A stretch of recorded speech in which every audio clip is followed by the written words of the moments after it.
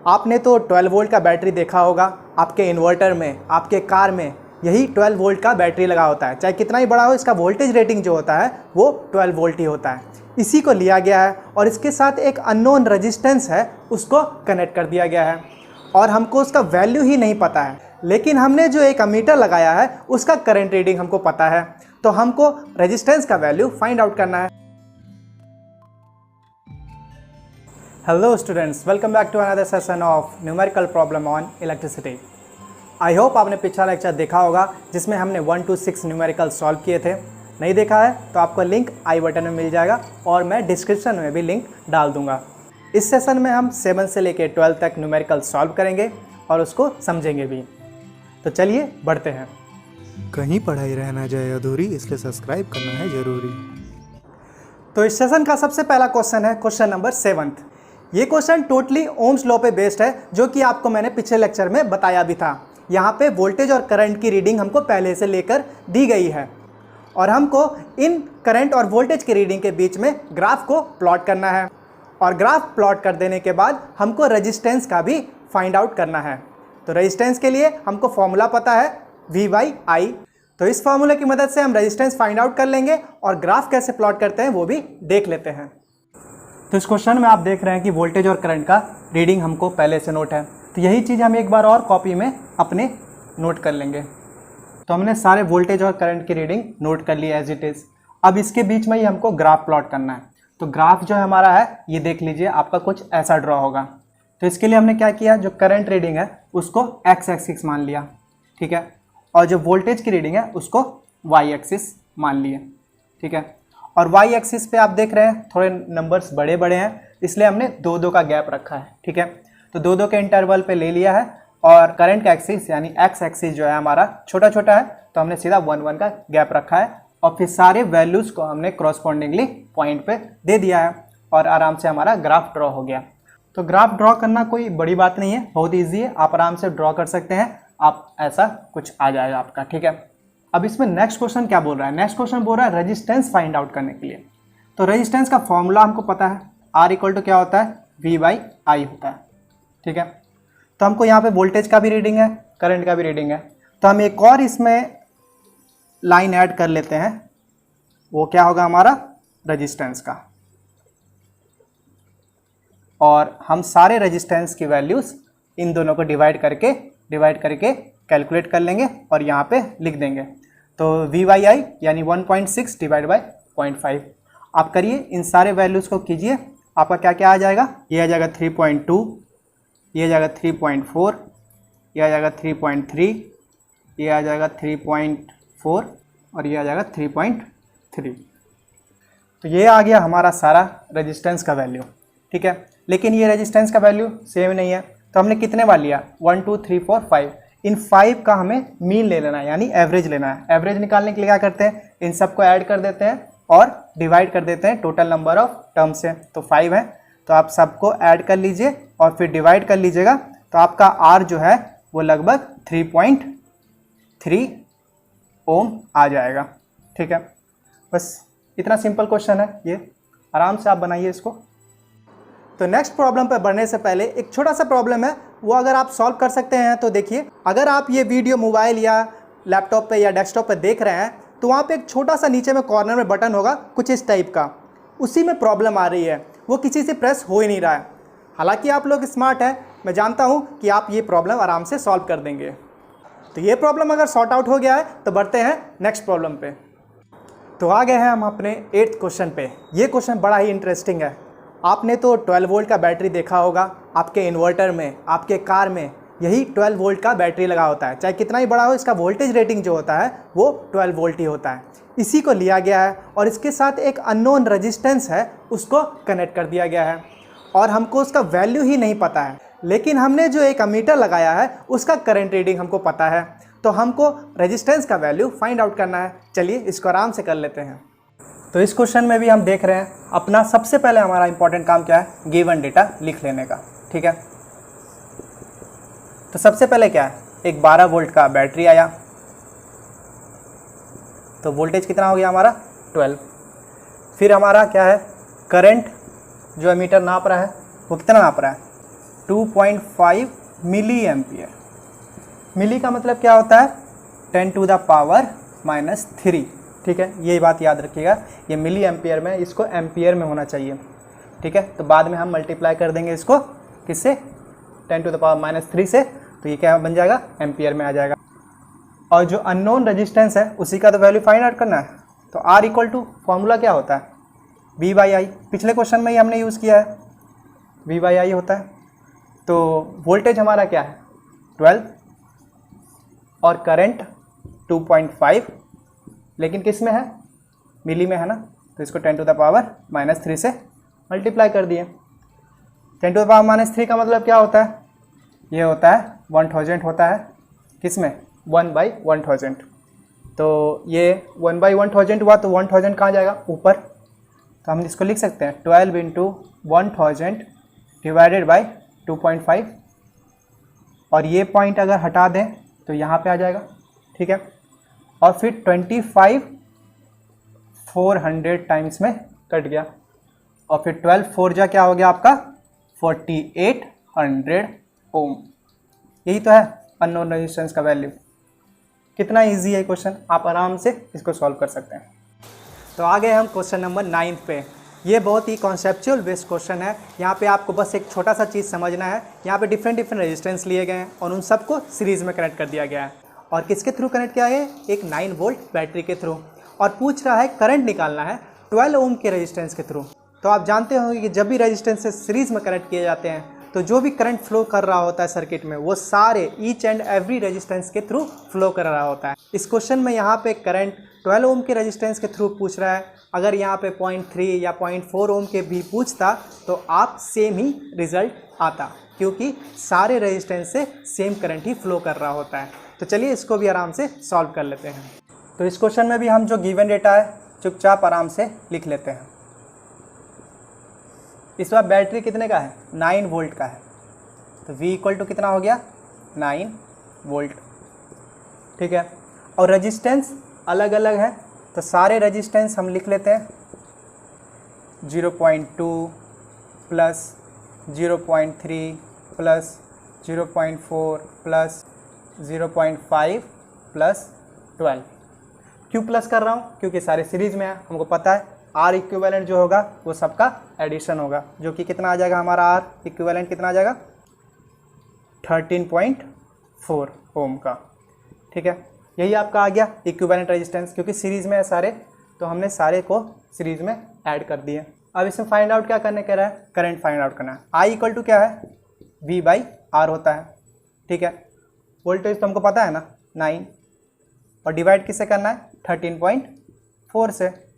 तो ये पॉइंट हटा, 90 हो गया, ये क्या 45, और ये हो गया 67।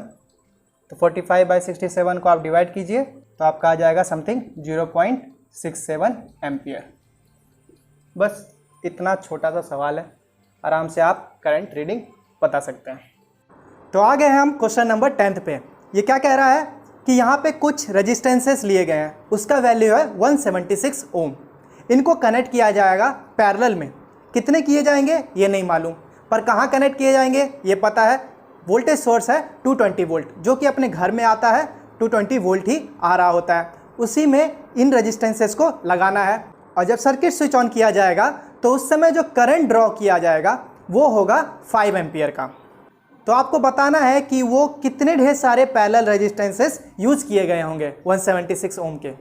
तो चलिए इसको भी आराम से देख लेते हैं कैसे सॉल्व किया जाएगा। तो इस क्वेश्चन में भी सबसे पहले as it is given data को हमको लिख लेना है। तो गिवन डेटा में हमारे पास क्या है? वोल्टेज है, कितना है? 220 वोल्ट। करंट ड्रॉ कर रहा है कितना? I 5 एम्पियर का। और रेजिस्टेंस बोला है पैरेलल में लगाए हैं, पर कितना लगाएं हमको नहीं पता, पर किसका है वो? 176 ओम का है। ठीक है, कितना लगाए हैं? तो वही हमको x टाइम्स होगा कुछ, तो इंटू x, तो यही x हमको फाइंड आउट करना है। तो हम पहले पता कर लेते हैं कि 220 वोल्ट में कितना रेजिस्टेंस लगा हो तो 5 एम्पियर ड्रॉ करेगा। तो R का फॉर्मूला आपको पता है, R इक्वल टू क्या होता है? V/I। तो वोल्टेज हमारा 220 डिवाइड बाय 5 आ गया हमारा 44 ओम। ठीक है, सिंपल है। तो यही जो 44 ओम आया है यही आना चाहिए कब, जब हम 176 ओम के रेजिस्टेंस को पैरेलल में कनेक्ट करेंगे तब। तो इक्विवेलेंट रेजिस्टेंस का फॉर्मूला पता है आपको, पैरेलल में क्या होता है, 1/R equivalent equal to 1/R1 plus 1/R2 plus so on. ठीक है, यही करते जाते हैं। तो यही हम फिर से करेंगे यहाँ पे भी, लेकिन इस बार हमको पता है कि आना क्या चाहिए 44, यानी हम 1/44 लिखेंगे। ठीक ना, क्योंकि 44 लिख दिया गलत हो जाएगा, 1/44, क्योंकि रेसिप्रोकल में आता है ना हमारा रिजल्ट, हमको पता है। तो इसीलिए हम 1/R1, R1 में भी यही आएगा ना 176, फिर अगला भी हमारे पास 176 का ही है, और फिर सारे 176 के हैं। कितने बार है हमको नहीं मालूम है, तो हम बार बार जब ये लिख रहे हैं तो ये x टाइम्स लिखते जाएंगे, है कि नहीं। तो इस पूरे टर्म्स को मैं ये लिख सकता हूँ 1/44 इक्वल टू 1/176 इंटू एक्स, लिख सकता हूँ कि नहीं, क्योंकि x टाइम होगा यही रिपीट होगा। तो हमारा 176 आ गया, और फिर यही चीज़ क्या हो गया 1/44 इक्वल टू x/176। अब x का वैल्यू नहीं निकाल लेंगे आप आराम से, x इक्वल टू क्या हो जाएगा 176 इधर गया, और डिवाइड में क्या आ गया 44, तो ये 4 टाइम्स में चला जाएगा, तो यानी x का वैल्यू 4 हो गया। यानी हमारे पास 4 रेजिस्टेंस हैं पैरेलल में लगे हुए 176 का, तो हमारा क्या बन जाएगा, वो हमारा 44 ओम बन जाएगा। और 44 ओम बनेगा तभी हमारा 5 एम्पियर करंट ड्रॉ होता है, जब वोल्टेज 220 का हो। तो आ गए हम क्वेश्चन नंबर 11 पे। ये क्वेश्चन बिल्कुल दिमाग का खेल है। यहाँ पे 3 रेजिस्टेंसेस लिए गए हैं जो कि 6 ओम के हैं, पर आपको बनाना कितना है, एक बार 9 ओम का बनाना है और एक बार 4 ओम का बनाना है। तो आप इन रेजिस्टेंस को कैसे कैसे कनेक्ट कर सकते हैं अलग अलग मेथड से, और उसके बाद आपको इक्विवेलेंट रेजिस्टेंस कैलकुलेट करना है जो कि 9 ओम एंड 4 ओम आना चाहिए। तो चलिए इसको भी देख लेते हैं। तो यहाँ पे रेजिस्टेंस कितने दिए हुए हैं 3, और सबके वैल्यूज़ कितने हैं 6 ओम का। पहला केस बोल रहा है हमको बनाना है 9 ओम का, और दूसरा केस बोल रहा है वो बनाना है 4 ओम का। तो आपको 3 रेजिस्टेंस मैंने सिखाया हुआ है कि कैसे कैसे कनेक्ट कर सकते हैं। 3 रेजिस्टेंस हमको ऐसे ऐसे कनेक्ट करना है कि हमको एक बार 9 आ जाए, एक बार 4 आ जाए। तो रेजिस्टेंस कैसे कैसे हो सकते हैं, या तो सीरीज़ में हो सकते हैं, सीरीज़ में को पता है ऐड करते हैं, या तो तीनों पैरेलल में हो सकते हैं, पैरेलल में भी हमको निकालने आता है 1/R करके निकाल लेंगे। और एक और कॉम्बिनेशन हो सकता है, या तो तीनों स्टार बन जाए, या तो तीनों डेल्टा बन जाए, या फिर तीनों एक इस फॉर्म में भी आ सकते हैं। तो आपको सारे फॉर्म सोचने होंगे दिमाग में कि कैसे कैसे हम कनेक्ट कर सकते हैं। अगर यही सोच लिए और साथ में कैलकुलेट कर लिए तो बस आपका काम हो गया। तो इसमें जो ये वाला फॉर्म है ये थोड़ा देखिए, यहाँ पे देखिए 2 रेजिस्टेंस पैरेलल में है, उसके साथ एक सीरीज़ में है। तो जो पैरेलल में है दोनों सेम है, तो हाफ हो जाएंगे, तो क्या आ जाएगा 3 ओम आ जाएगा। और फिर 3 ओम किसके साथ सीरीज़ में हो जाएगा, सीरीज़ में हो जाएगा 6 ओम के। तो आपका 3 + 6 कितना हो गया 9 ओम आ गया ना। तो ये हो गया आपका फॉर्मेट, कब, जब आपको 9 ओम चाहिए। फिर आपको सोचना है 4 ओम कब आएगा, तो आप थोड़ा सा अलग सोचिए। और ये देखिए ये वाला फॉर्म जो है इसमें क्या हो रहा है, इसमें 2 रेजिस्टेंस आपका सीरीज़ में है, इन दोनों को सीरीज़ में ऐड कर लीजिए, तो आपका क्या आ गया 6 + 6 12 हो गया। और 12 किसके पैरेलल में चला जाएगा, पैरेलल में चला जाएगा 6 के। तो आपको 1/R 1/6 पैरेलल में है 1/12 के। इसको सॉल्व कीजिए तो आपका क्या आ जाएगा 1/4, यानी R क्या आ गया आपका 4 ओम। तो बस इसमें आपको कॉन्सेप्ट यही है कि आपको सारा तरीका समझ में आना चाहिए कि कैसे कैसे जोड़ सकते हैं, और उन सबको कैलकुलेट भी साथ में करने आना चाहिए। तो ये हो गया 4 ओम के लिए फॉर्मेट, और 9 ओम का हमने देख लिया। तो आ गए हम इस सेशन के आखिरी क्वेश्चन पे, जो कि है क्वेश्चन नंबर 12।